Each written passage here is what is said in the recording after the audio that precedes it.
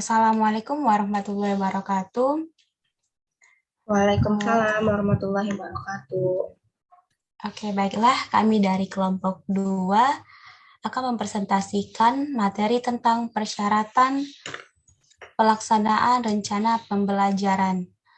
Saya sendiri, Lismayani Pohan, dan partner saya ada Utami Kusuma. Oke, baiklah. Saya akan memulai presentasi pada hari ini.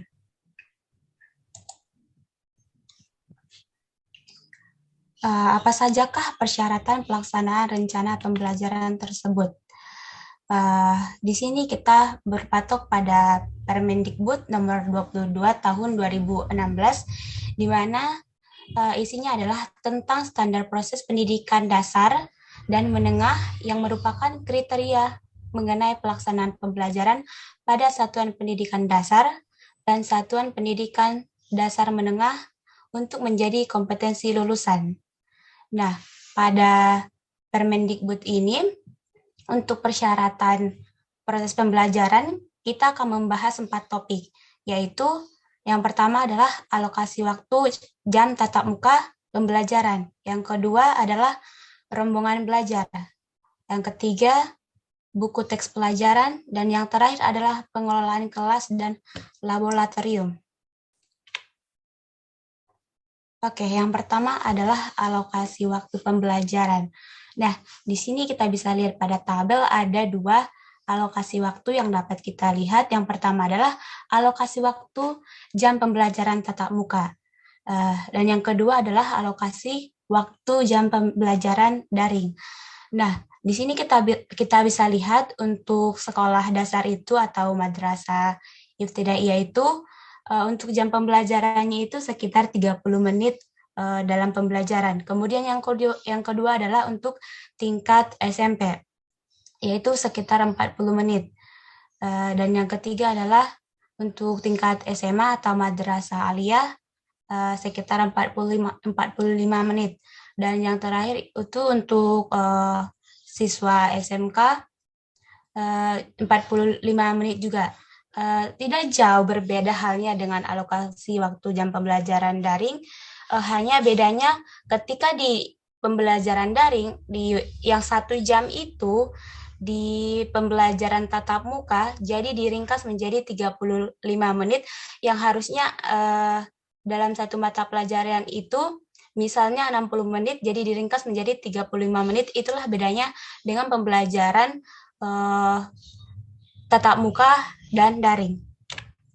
Kemudian yang selanjutnya rombongan belajar. Apa sih rombongan pembelajaran itu? Rombongan belajar itu adalah di mana guru mempelajari sebuah jumlah maksimal peserta untuk setiap per kelasnya itu. Nah, untuk tingkat SD sendiri itu ada sekitar 28 peserta untuk setiap kelas. Dan yang kedua untuk tingkat SMP itu adalah maksimal 32 peserta. Untuk tingkat SMA 32 peserta dan untuk SMK juga sama 32 peserta. Kemudian beban minimal kerja guru. Apa sih minimal beban kerja guru itu?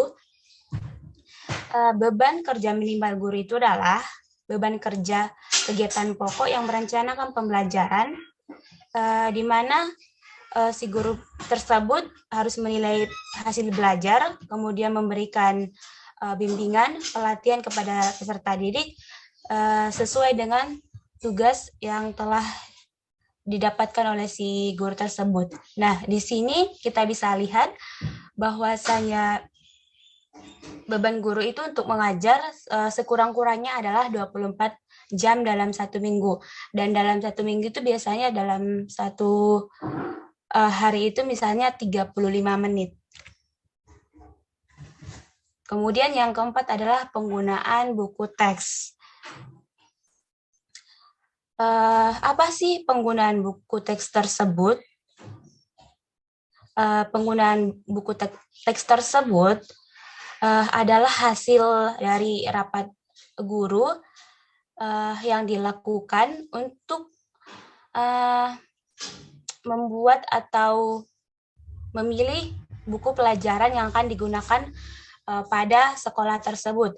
Nah, untuk itu kita perlu mengikuti kaidah dalam penggunaan buku teks tersebut. Yang pertama yaitu ada buku teks itu harus melewati proses pemilihan yang dilakukan dengan rapat oleh guru dengan pertimbangan komite sekolah untuk ditetapkan oleh Menteri Pendidikan. Kemudian yang kedua yaitu rasio buku pelajaran tersebut adalah 1:1 per mata pelajaran. Di sini maksudnya dalam satu materi misalnya IPA harus memiliki satu mata pelajaran untuk satu siswa. Kemudian yang ketiga yaitu guru menggunakan buku panduan, buku pengayaan, buku referensi, dan sumber belajar lainnya selain buku teks. Kemudian yang keempat yaitu guru membiasakan siswa menggunakan buku-buku yang bersumber dari perpustakaan atau yang lain. Kenapa di sini kita memberikan saran atau menyuruh siswa membiasakan untuk menggunakan buku tambahan di sini agar si siswa tersebut dapat menambah wawasannya tersebut. Nah, buku teks yang kita berikan tersebut nanti juga harus meningkatkan efisiensi dan efektivitas pembelajaran yang sesuai dengan peserta didik tersebut. Oke, dan selanjutnya akan dilanjutkan oleh partner saya, Utami Kusuma. Tempat dan waktunya kami persilahkan. Time is your. Oke, terima kasih Risma. Selanjutnya yaitu pengelolaan kelas. Nah, di pengelolaan kelas ini ada beberapa poin. Kita bikin singkat aja. Yang pertama itu guru mengatur tempat duduk sesuai dengan karakteristik si siswa dan dari mata pelajaran serta aktivitas yang akan dilakukan. Misalnya, kalau misalnya kita lagi untuk diskusi, kita bikin si bentuk bangkunya tuh jadi kayak letter U atau lingkaran. Jadi sehingga si guru itu bisa melihat siswa dengan jelas. Yang kedua, volume dan intonasi kita sebagai guru dalam proses pembelajaran dapat didengar baik oleh siswa. Jadi nggak bisa terlalu keras dan terlalu pelan. Jadi kayak apa yang kita jelaskan itu bisa terdengar baik di dalam satu ruangan itu oleh siswa. Yang ketiga yaitu tutur kata.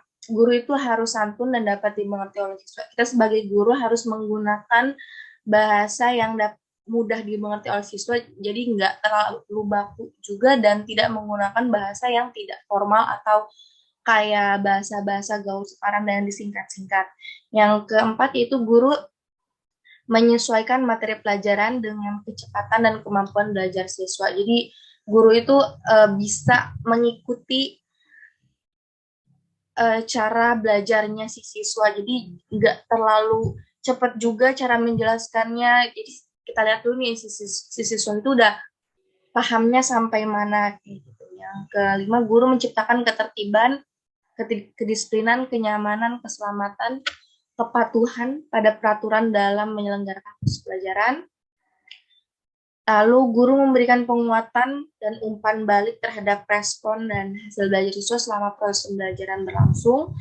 Guru menghargai siswa tanpa memandang latar belakang, agama, suku, jenis kelamin, dan status sosial ekonomi. Jadi kita nggak boleh tuh kayak membeda-bedakan ras, agama gitu. Bagaimana kita